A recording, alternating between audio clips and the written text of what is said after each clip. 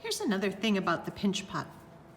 So far we have learned to start with round balls of clay to make round little semi-spheres or orbs, evenly thick walls, rounded. And I've started to create the ones that are going to fit together to make my orbs that I can make my sculpture with. Just make a whole bunch of them and play with them until you find the ones that fit together the way you want them to.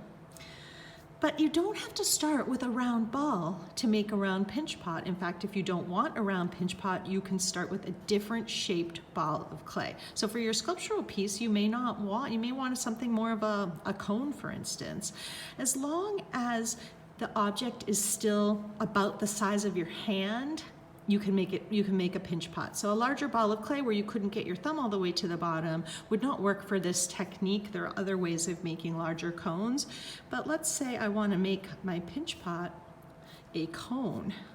So what I start is get the thumb all the way in there and yet maintain that tip down there. Now that tip is not any thicker than my thumb, so we know we're not breaking any rules here.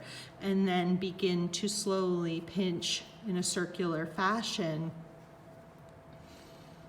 to make a large, wide cone. So right now I can only fit one finger on the inside and thumb on the outside, but I am supporting every time I squeeze, and I'm overlapping like fish scales every time. And as I go up slowly, it's becoming wider and taller. So it's going to be a cone form.